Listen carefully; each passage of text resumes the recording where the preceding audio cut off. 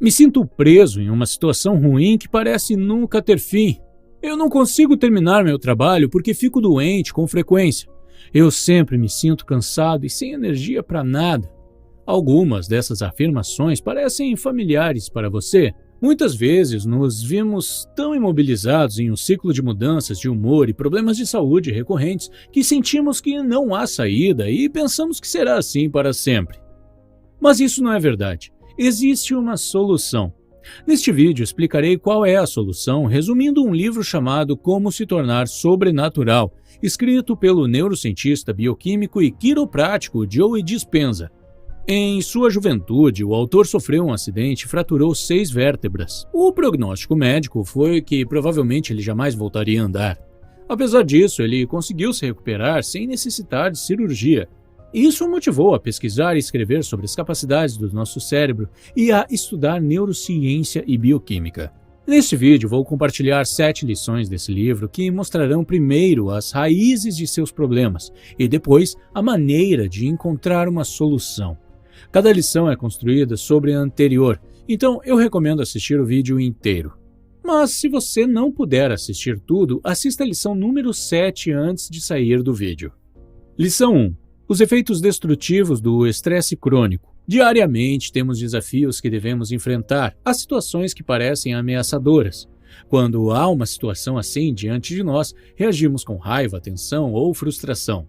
O autor explica que essas reações físicas e externas se baseiam em uma série de reações químicas que ocorrem dentro do nosso corpo, os chamados hormônios do estresse. Não importa se a situação ameaçadora é real, imaginária ou se é apenas uma lembrança, nosso corpo libera hormônios do estresse para mobilizar enormes quantidades de energia que permitem que enfrentemos essa ameaça. Esta é a razão pela qual nossas pupilas dilatam nesse tipo de situação, para que possamos ver melhor qualquer tipo de ameaça. Nossa frequência cardíaca acelera para enviar mais sangue para nossas pernas e braços e assim termos condições de correr ou nos defender. A propósito, é por isso que você não consegue pensar logicamente ou tomar boas decisões quando está sob estresse. Porque o sangue flui para grandes músculos e não para o cérebro. Tudo isso exige energia, então os níveis de glicose aumentam, assim como o sistema imunológico. Um dos hormônios por trás de toda essa reação em cadeia é a adrenalina, conhecida como o hormônio do medo.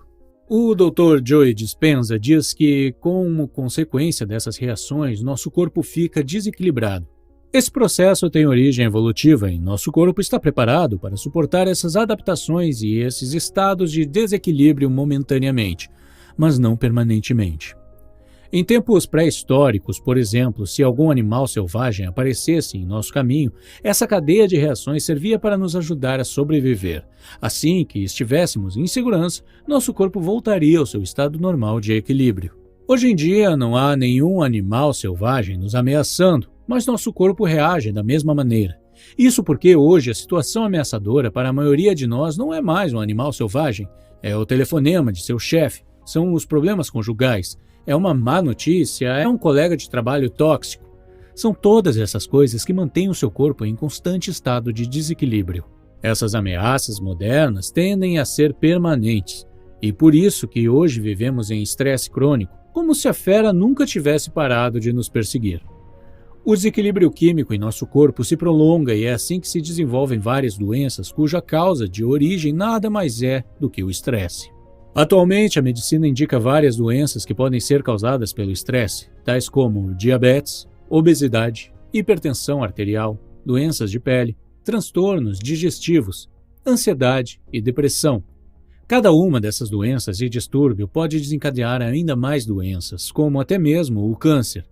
Portanto, é assim que o estresse crônico cria um ciclo vicioso de declínio. O autor conta a história de Ana, que um dia recebeu a triste notícia do falecimento de seu esposo. Essa notícia imediatamente desencadeou reações em seu corpo. Esses tipos de eventos mergulham a pessoa em uma situação de estresse que parece nunca ter fim. O corpo de Ana estava agora em um estado constante de preparação para a sobrevivência.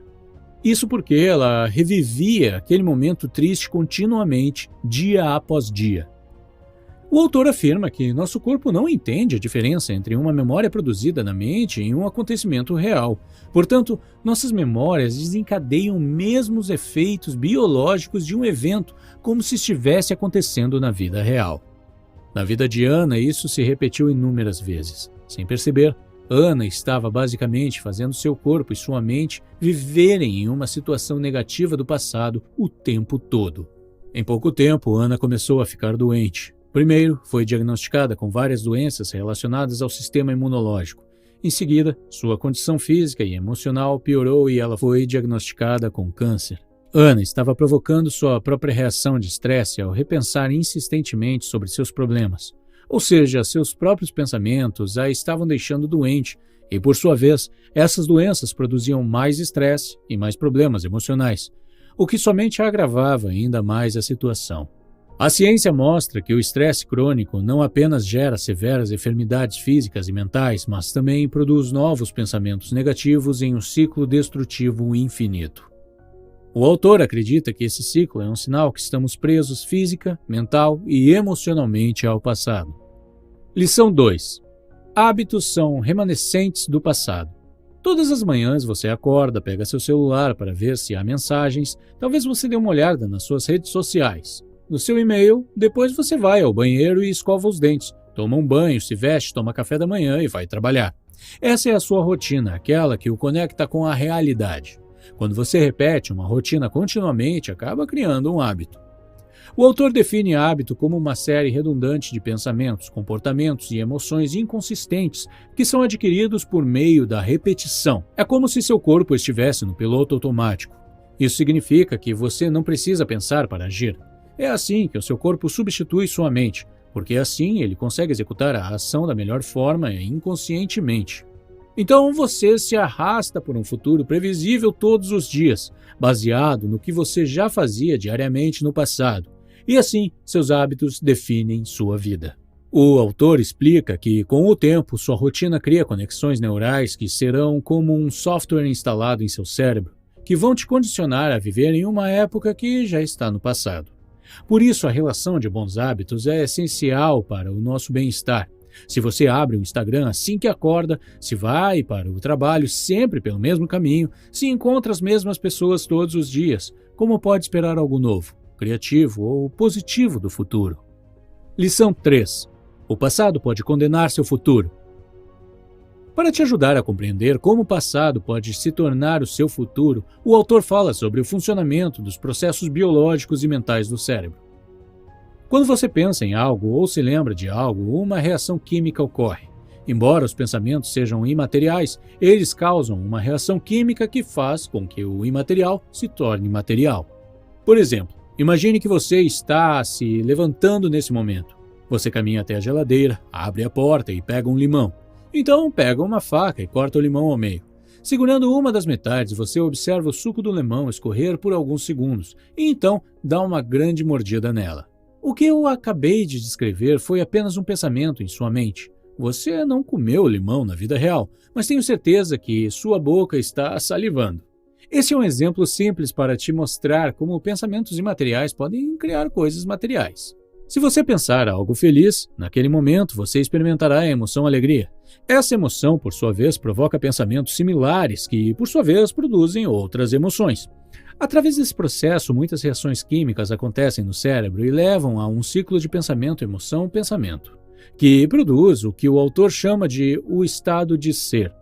O problema é que nós estamos geralmente presos às más experiências associadas com pessoas ou situações. Se você condicionar o seu corpo a experienciar estes mesmos pensamentos e, portanto, as mesmas emoções repetidamente, você está condicionando seu corpo a viver no passado. Se você constantemente pensar sobre seus problemas, você recria sentimentos antigos de infelicidade, tristeza, dor e baixa autoestima. Se estas emoções controlam seus pensamentos e você não pode mudá-las, então o resultado é previsível. Sua vida permanecerá a mesma, uma constante repetição do seu passado. Não importa onde você vá, aquela mesma vida irá te perseguir. É assim que seu passado pode se tornar o seu futuro. E isso acontece quando se instala na sua vida o que o autor chama de o programa. O que é o programa? Como você pode ver nessa imagem, cada uma das linhas verticais representa um pensamento recorrente que te leva a tomar sempre a mesma decisão e que serve de gatilho para comportamentos automáticos e experiências familiares que, por sua vez, produzem sentimentos e emoções já experienciadas. Se este processo inteiro se repete indefinidamente, isso significa que você abriu mão de seu livre-arbítrio para um programa. Se um evento inesperado ocorresse, você se sentiria com raiva ou desconfortável, porque você está tão imerso nas rotinas que o definem que você passa a odiar o inesperado. Você se apega ao que te é familiar e rejeita o desconhecido. Isso te impede de viver e aproveitar o momento presente, porque você realmente vive no passado. Lição 4. Vivendo no presente, o eterno agora. Nós já vimos como acontece todo o processo em que ficamos presos vivendo no passado e condenamos nosso futuro a ser uma repetição contínua de nossos problemas e emoções. Agora, como é possível mudar e aprender a viver no presente? O autor explica que se você quer regenerar seu próprio corpo, criar novas oportunidades que você nunca imaginou antes e assim escapar da parte ruim da vida que você criou até aqui, você terá que começar se familiarizando com o que ela chama de o momento presente ou o eterno agora. E para isso você precisa aprender a treinar seu cérebro e sua mente. É preciso entender que seu cérebro e seu corpo são como o hardware de um computador, enquanto sua mente é como um software. O autor diz que não há uma única mente no cérebro, e sim várias. Cada novo aprendizado é basicamente uma nova mente ou software que você instala em seu cérebro. Então, inevitavelmente, seu cérebro é o arquivo do passado.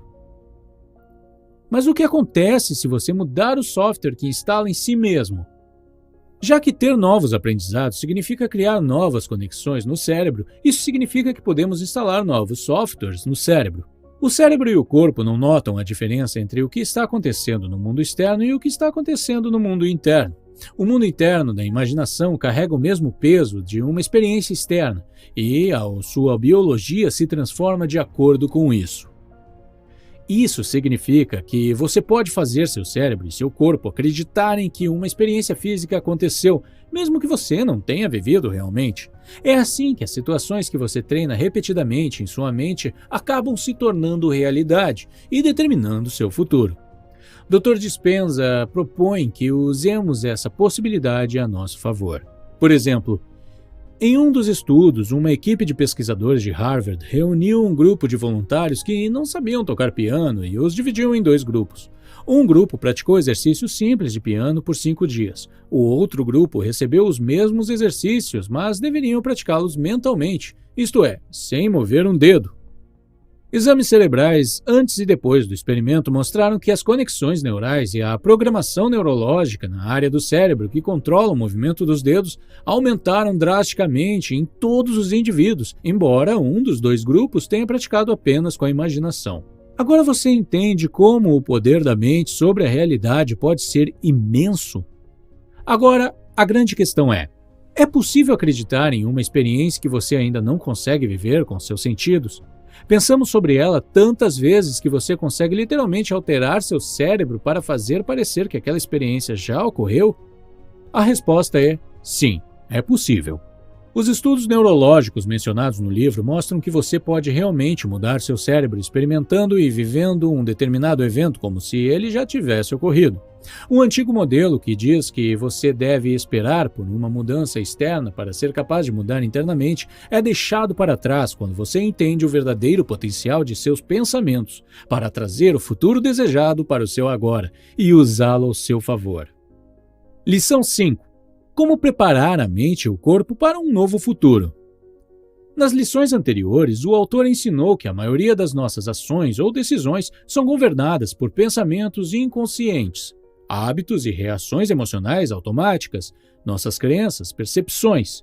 Estes são os sinais de alerta que nos dizem o que precisamos mudar. A maneira como você pensa, como você age e como você sente é o que é conhecido como personalidade. E a sua personalidade cria a sua realidade pessoal. Então, se você deseja mudar sua realidade pessoal, você deve começar alterando a maneira como você pensa, como você age e como você sente. Esse processo de mudança se inicia quando você se torna consciente de quem você é inconscientemente. e começa a realizar as mudanças que deseja. A partir do momento em que você começa a pensar, agir e sentir de forma diferente, sua vida começa a mudar. Antes de se levantar da cama todos os dias de manhã, sente-se e pergunte a si mesmo: que tipo de pessoa apresentarei ao mundo hoje? Como seria uma versão melhor de mim? Comece a se conscientizar de seus pensamentos e sentimentos recorrentes. Quais deles você acredita que deve encorajar? Quais comportamentos você deseja ter? Os imagine e os pratique em sua mente. Quando você os pratica em sua mente repetidamente, criará novas conexões neurais em seu cérebro. E assim, o seu cérebro já estará vivendo na experiência desejada. Com o tempo, suas visualizações irão familiarizá-lo com essas emoções e experiências, para que você possa manter o seu novo estado de ser todos os dias. Lição 6. Pensamentos e sentimentos criam energias. Estamos sempre enviando e recebendo energia eletromagnética. Quando geramos um pensamento, redes neurais produzem cargas elétricas no cérebro. Esses pensamentos também produzem reações químicas que dão origem a sentimentos e emoções, e tais sentimentos e emoções criam cargas magnéticas. Ou seja, a combinação de pensamentos e emoções produz como resultado um campo eletromagnético específico. Você já reparou que quando uma pessoa entra no cômodo em que você está, a energia muda de repente? Há pessoas que irradiam sentimentos de raiva e outras de amor e bondade, outras de paz. Todas essas são formas de energia que podem ser percebidas e experimentadas por outras pessoas.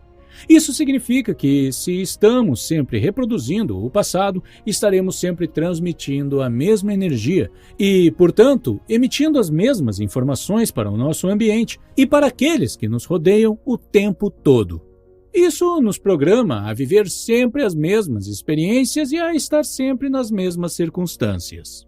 Este é outro fator importante que significa que você precisa mudar sua forma de pensar e começar a considerar as possibilidades que estão escondidas dentro de você. Lição 7. Alterando a genética. Costumávamos pensar que os genes causam doenças e que estamos sempre à mercê de nossos DNAs. As frases "é genético" ou "tem gene de" eram repetidas inúmeras vezes para explicar o inexplicável, mas hoje fica cada vez mais claro que o que conta não é o DNA e sua configuração, mas o ambiente que o cerca. Isso significa que não somos determinados pelo que está escrito em nossos genes e que podemos alterá-los. O que é ainda mais surpreendente é que as modificações que você faz hoje serão repassadas para seus filhos e netos. Os genes não são o seu destino final, mas as influências ambientais, como nutrição, falta de sono, estresse e emoções, podem modificar esses genes sem alterar suas configurações básicas. Graças à epigenética, um ramo relativamente novo da ciência, sabemos que não são os genes que causam as doenças, mas o ambiente. O ambiente ativa nossos genes de maneira que levam às doenças. E não é apenas o ambiente externo, mas também o ambiente interno do nosso corpo. Isso significa que, mesmo que você tenha herdado uma doença genética, ela não se desenvolverá e você desfrutará de boa saúde se não houver estímulos, tanto no ambiente externo quanto no interno, seu corpo, seus pensamentos e emoções. Todas essas informações ajudam você a entender que você pode mudar e que sua vida pode mudar, mas você deve começar essas mudanças de dentro para fora. Pense no seu corpo como uma máquina produtora de proteínas. Todas as células do corpo, exceto os glóbulos vermelhos, produzem proteínas, e essas proteínas são tudo em seu corpo. Para que uma célula produza proteínas, um gene precisa ser estimulado. Segundo o autor, pensamentos e emoções desempenham um papel crucial na estimulação genética. Isso significa que você tem o poder de gerar mudanças no funcionamento e na saúde do seu corpo, mudando sua maneira de pensar, agir e sentir. Apenas mudando seus pensamentos, sentimentos, reações emocionais e comportamentos e escolhendo um estilo de vida mais saudável em termos de nutrição e nível de estresse, você já está enviando novos sinais para que as células façam alterações. Se você deseja entender a importância do ambiente, imagine que enquanto prepara o jantar, você acidentalmente corta o dedo indicador. O que acontecerá a seguir é que o seu corpo começará automaticamente a curar a ferida. Você só precisa manter a ferida limpa e o seu corpo cuidará do resto. No entanto, se você não mantiver o local limpo, ou em outras palavras, se você não fornecer um ambiente certo, o processo de cura se prolongará e pode ser até mesmo que você tenha uma infecção e acabe desenvolvendo um quadro mais grave. O mesmo processo que acabei de descrever acontece internamente também. Quando você tem uma experiência negativa, seu corpo quer se livrar dela e se curar, mas você envenena o ambiente, pensando continuamente no problema. Nossos corpos físico e mental são muito poderosos e podem se curar ou se transformar.